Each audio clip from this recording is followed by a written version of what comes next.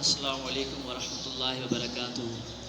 میں محمد عمر قریشی اور میرا چینل حیدرآباد ویلوگ کے ذریعے میں آج قاری شعیب صاحب کے پاس تشریف لایا ہوں، جس میں ہماری جو ٹرانسمیشن جاری تھی، ہم نے اس سے پہلے روزے کے مسائل کے اوپر ٹرانسمیشن کی تھی، اور اب انشاءاللہ تعالی ہم زکوٰۃ کے اوپر اس ٹرانسمیشن کو جاری رکھیں گے۔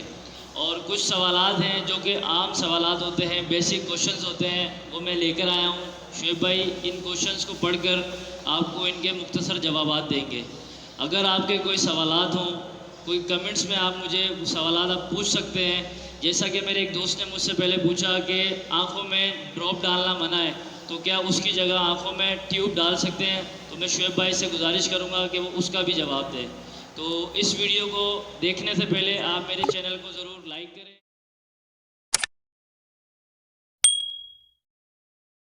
نحمده ونصلي ونسلم على رسوله الكريم اما بعد فاعوذ بالله من الشيطان الرجيم بسم الله الرحمن الرحيم والذين هم للزكاة فاعلون صدق الله العظيم وصدق رسوله النبي الأمين الكريم صلى الله تعالى على حبيبه سيدنا محمد وعلى آله وأصحابه أجمعين۔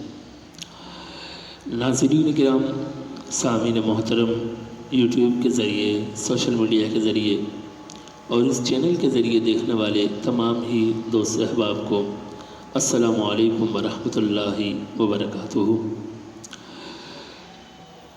ناظرین محترم، میں قاری محمد شعیب آپ کے سامنے ایک مرتبہ پھر حاضر خدمت ہوں، شرعی مسائل کے سوالات اور اس کے جوابات کے ساتھ۔ پہلے ہم نے روزے کے مسائل پر گفتگو کی تھی، اس سوالوں کے جوابات دیے گئے تھے۔ انہی میں سے کمنٹ میں ایک سوال آیا کہ آنکھوں میں ڈراپ نہیں ڈال سکتے، تو کیا ٹیوب وغیرہ ڈال سکتے ہیں یا نہیں ڈال سکتے؟ یاد رکھیں، آنکھوں میں ڈراپ ہو، ٹیوب ہو یا کوئی اور دوا ہو، روزے کی حالت میں نہیں ڈالی جائے گی۔ اگر روزے کی حالت میں آپ نے کسی بھی قسم کی دوا آنکھوں میں لگائی یا ڈالی تو وہ روزے کو توڑ دے گی۔ آج ہم زکوٰۃ کے مسائل پر گفتگو کرنے کے لیے جمع ہوئے ہیں، حاضر ہوئے ہیں، اور عاقب بھائی نے کچھ سوالات یہاں پہ تیار کیے ہیں کہ ان سوالوں کے دوستوں کی جانب سے زکوٰۃ کے معاملے میں جواب دیجیے۔ تو میں نے قرآن کریم کی ایک آیت پڑھی ہے۔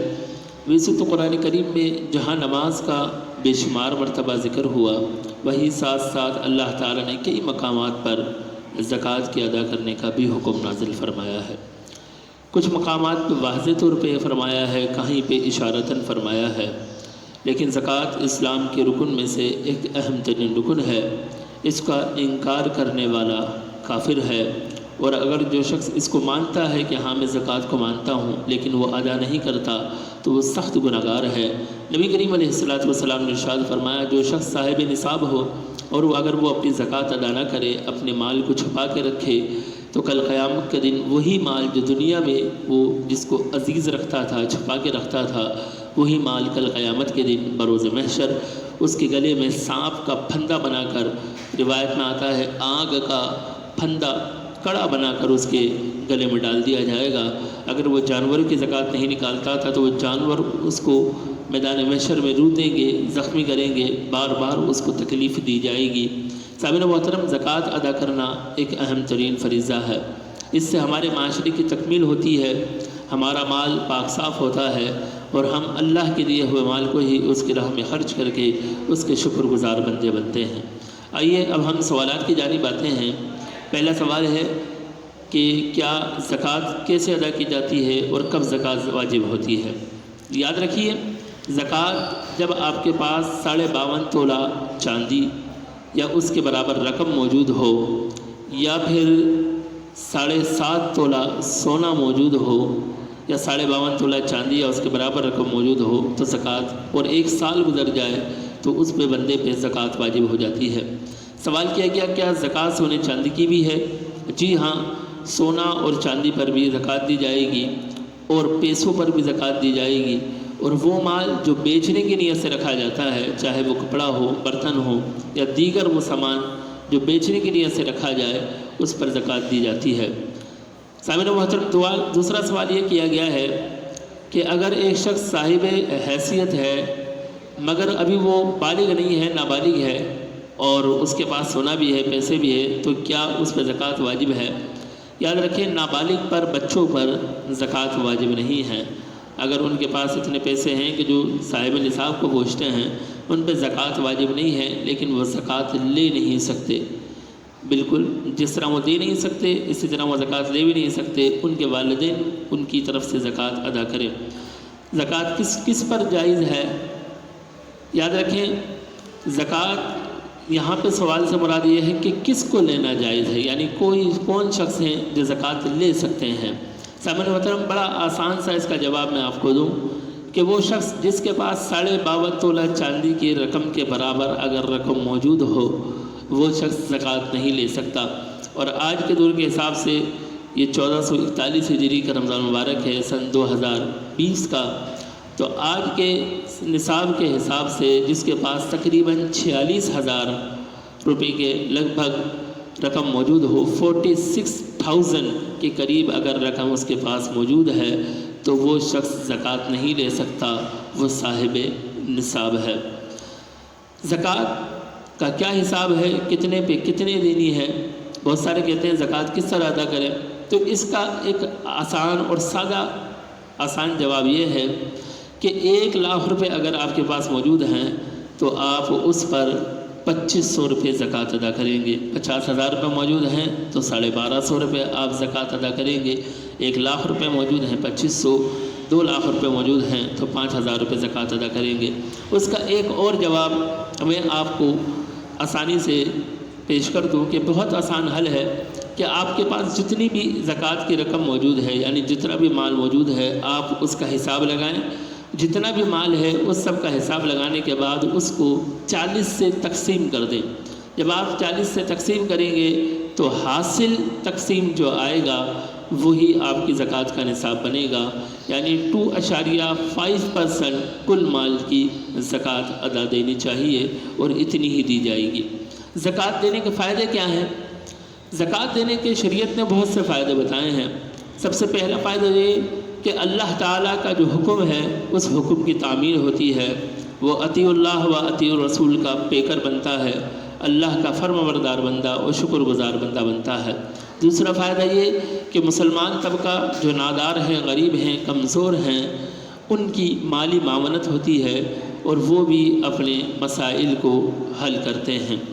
زکوٰۃ کس سن ہجری میں ہم پہ فرض ہوئی؟ سن 2 ہجری میں زکوٰۃ ہم پہ فرض ہوئی ہے۔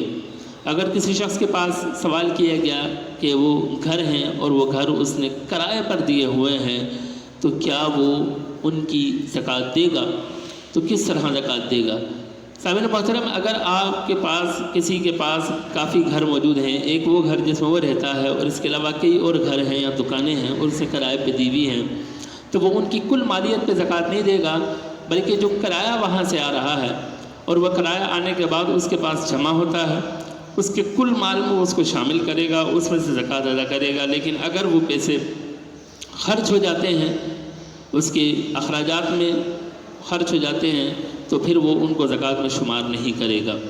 کسی شخص نے کاروبار کے طور پر مکانوں کو اور پلاٹوں کو خریدا ہوا ہے کہ جب اچھے پیسے ملیں گے تو میں ان کو بیچ دوں گا، تو وہ ان گھروں کی، مکانوں کی، پلاٹوں کی اور دکانوں کی زکوٰۃ ادا کرے گا۔ اگر اس نے وہ دکان، پلاٹ یا مکان بیچنے کی نیت سے خریدے ہوئے ہیں تو وہ ان کی زکوٰۃ ہر سال ان کی قیمت کے مطابق لگا کر ادا کرے گا۔ اب ایک سوال اور آیا ہے، بڑا اہم سوال ہے، زکوٰۃ بتا کر دینی چاہیے یا بغیر بتائے بھی زکوٰۃ ادا کی جا سکتی ہے، ہو جائے گی یا نہیں ہوگی؟ سامعین محترم، زکوٰۃ میں بتانا شرط نہیں ہے، نیت کا ہونا شرط ہے۔ یعنی آپ اپنے دل میں یہ ارادہ اور نیت رکھیں کہ میں یہ رقم زکوٰۃ کی دے رہا ہوں، اور جس کو دے رہے ہیں اس کا مستحق ہونا لازم ہے۔ اگر وہ مستحق نہیں ہے، اس کے اوپر زکوٰۃ نہیں لاگو ہوتی تو آپ کی زکوٰۃ ادا نہیں ہوگی۔ لیکن اگر وہ مستحق ہے، بغیر بتائے آپ اگر زکوٰۃ ادا کریں گے، آپ کی زکوٰۃ ادا ہو جائے گی۔ بتانا لازم نہیں ہے، کوئی شخص بتانا چاہے تو بتا سکتا ہے، لیکن نہ بتانا یہاں پہ زیادہ بہتر ہے کہ اس کی عزت نفس کا خیال کیا جائے۔ آپ کسی مسلمان کی عزت نفس کا خیال رکھیں گے، اللہ تعالیٰ آپ کا خیال رکھے گا۔ اللہ کریم ہم سب کو مسائل شریعہ کو سمجھنے کی اور ان پر عمل کرنے کی توفیق عطا فرمائے۔ ناظرین کرام، کوئی بھی مسائل ہوں، کوئی بھی شرعی مسئلہ ہو، آپ یوٹیوب کے ذریعے، اس چینل کے ذریعے کمنٹس میں ہم سے ان کے مسائل کا حل پوچھ سکتے ہیں۔ السلام علیکم ورحمۃ اللہ وبرکاتہ۔ وآخر دعوانا ان الحمد للہ رب العالمین۔